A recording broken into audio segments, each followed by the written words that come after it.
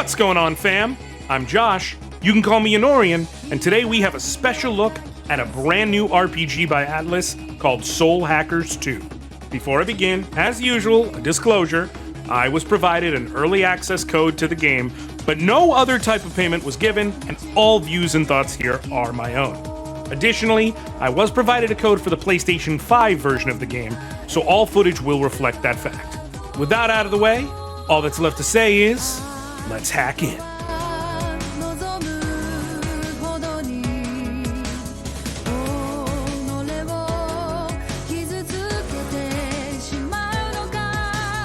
I'm going to give you two reviews for this game. One that I can sum up in a few seconds and will help a certain set of people decide whether to buy immediately, and then the rest of the review will be like, an actual review. The short version is this. Soul Hackers 2 is, and I cannot state this enough, an Atlus game. Like, it's just so damn Atlus. It's Atlus as hell. For those of you who already decided to buy it based on that, you're welcome. Now, to the normal stuff. Soul Hackers 2 was, as I just mentioned, developed by Atlus, who you may know from popular recent games like the Shin Megami Tensei series and its popular Persona spin-off series, as well as plenty of older stuff like Etrian Odyssey, Trauma Center, and Virtual Hydlide. Yeah, I went there. I'll do it again, too.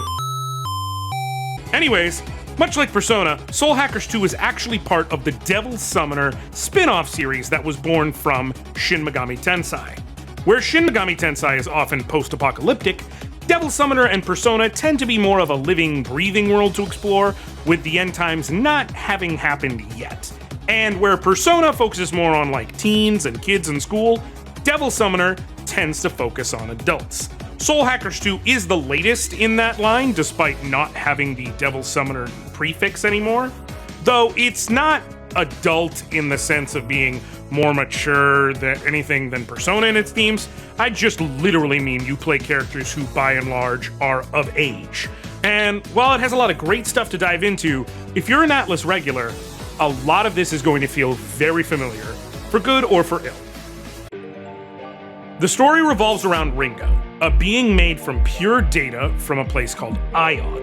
She, along with her Smash Bros. Palette swap Feig, are created by the Central Intelligence Flamma to save the world, more or less, being given a vision of the death of two people they have to save. They technically both get to their targets too late, but Ringo chooses to soul hack her target, a young man named Arrow, to bond with him and more or less save his life. Arrow is a devil summoner, a human who can literally summon and use the powers of demons to fight with. And in soul hacking him, Ringo gains that power as well. As the game progresses, you eventually go through this soul hacking process 2 more times, saving and bonding with fellow devil summoners Melody and Saizo, forming your core playable team. You come to learn plenty about the intrigue of the world, with Arrow being a member of a group known as Yatagarasu, Melody being a member of their hated rivals, the Phantom Society, and Saizo being an independent freelancer. You also learn about covenants, sources of power that are held by certain people in this world, basically MacGuffins. You come to learn there are 5 covenants, with the main villain of the game, a man known only as Iron Mask, attempting to gain control of them all for various MacGuffin reasons, because if one person can get them all, they can destroy the world, so on and so forth. Melody did possess a covenant, but when she died, and before she was saved by Ringo, it left her body and joined with Feig, who is now important enough to protect that she hangs back and acts like the team's off-site support, gathering info and the like, complete with cute mascot form to do recon in certain areas. The appearance of the game is, in my opinion, one of its high points and absolutely beautiful, and the performance is just as superb. I played the whole time in performance mode, and the 60 FPS never dipped. I never experienced slowdown. It was just a smooth, wonderful experience. The hyper-stylized characters and world meant that the devs also weren't afraid of playing with color, with Ringo having neon yellows and greens all over her design, while Feig has neon pinks and bright whites. Arrow has contrasting dark reds, and more. The bright, colorful atmospheres tend to keep everything very engaging and enjoyable, without being too much of a strain on the eyes, which is really great. The game is, as I said, an RPG.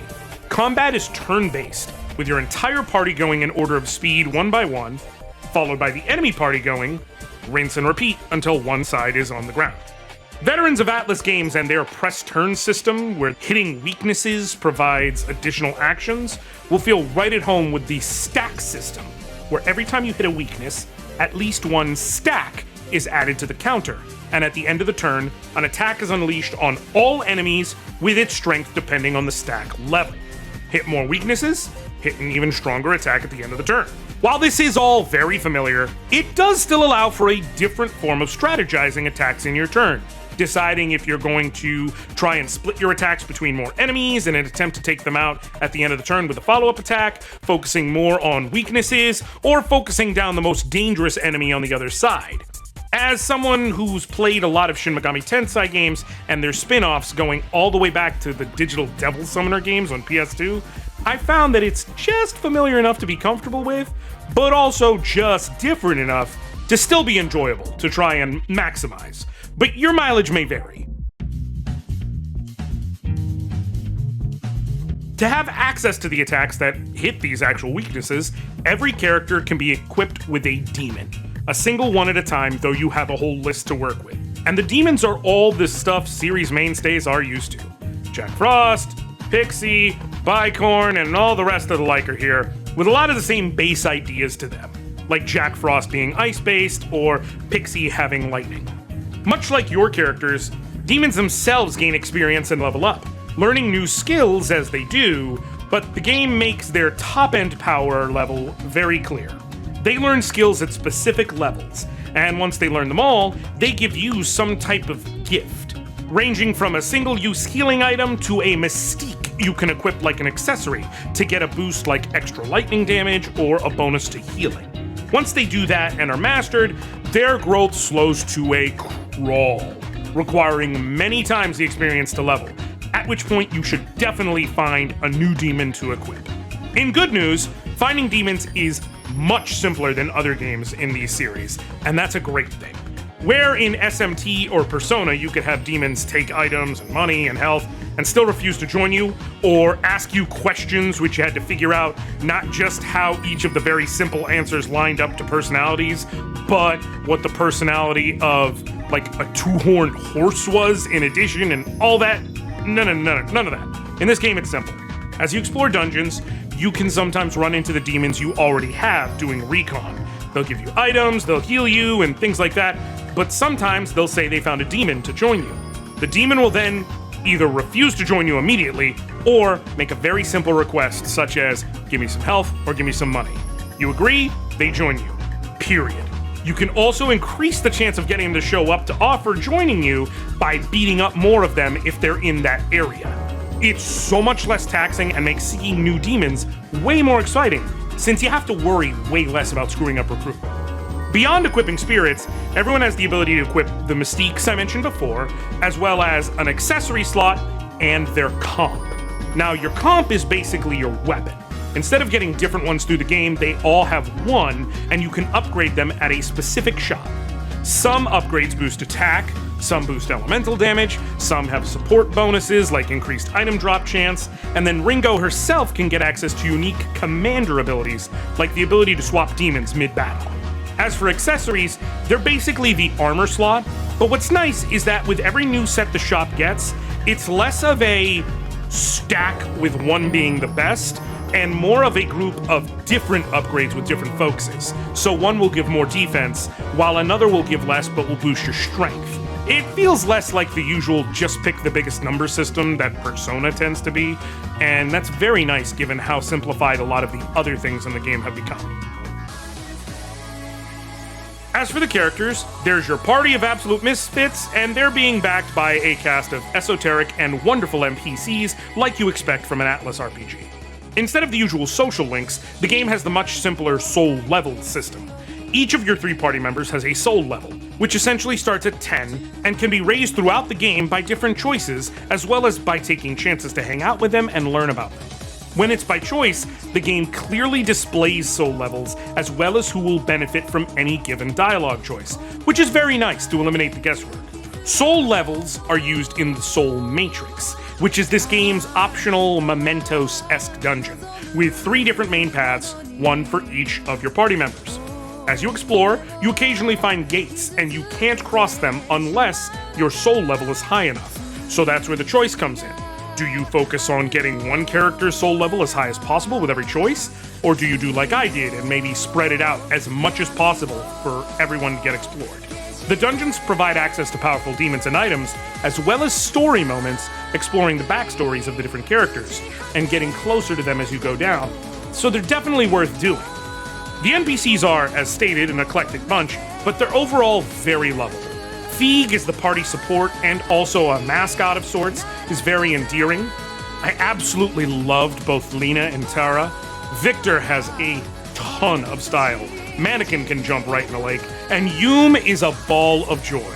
There's also Madame Ginkgo, who I believe is canonically trans, but the game literally doesn't reference it in any way directly, but that's kind of a good thing, so I liked her, is the main thing. And that said, we'll have to wait for an official Atlus confirmation on that. And then lastly, there's Fuse, who was specifically designed to be hot. The people are enjoyable and make getting through it all a good time. And speaking of getting through it all, it is not your standard Atlus RPG when it comes to length. Where your SMTs and your personas can easily take you 80 to 100 hours, Soul Hackers 2 is the kind of game that can be finished in roughly 30 or so. And in my opinion, that's a great thing. You can always replay it on a harder difficulty if you really enjoyed it, but given how much of it is built on things we already know and love, a shorter runtime means it's both far more approachable and palatable for people with limited time, and also that it doesn't overstay its welcome. On members of accessibility, there's really not much to speak of. Like, there are separate sliders for music, sound effects, and voice volume, in case you don't want to hear party chatter during combat, or you have to fix the mix for yourself. And there are 3 difficulty options. But if you're looking for play aids, colorblind filters, anything like that, you're more or less out of luck, unfortunately. So, what's the conclusion? Overall, I think Soul Hackers 2 is a fast food cheeseburger. But, like, a really good one. Like Five Guys or something. It reinvents nothing. It does nothing wildly new, and pretty much stays safely in the confines of things you already know, if you're a veteran. But I don't think that's a bad thing. Sometimes I want a little more of what I know, but in a manageable form. For people new to Atlus RPGs in general, it makes an excellent starting point to see if the games appeal to them, which is a nice thing. It's a handleable playthrough, an enjoyable story, solid mechanics, and very pretty. Overall, I think my early review summed it up best. Soul Hackers 2 is an Atlus RPG through and through. I think that's a great thing, even if it ultimately means a familiar experience. Soul Hackers 2 gets a 7.5 out of 10. And if I wasn't stubbornly sticking to flat numbers or 0.5s, I'd probably give it like a 7.9 out of 10. It's about as good and as polished as a 7 can be, but was made just a bit too safe to give an 8. But that's fine. Sometimes a high 7 is exactly what I need. Now, if you'll excuse me, I've got to get back to my burger. My game. I gotta get back to my game. Whatever. Just, you know, roll to the end thing.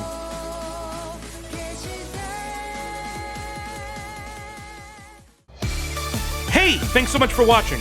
I really hope you enjoyed the review.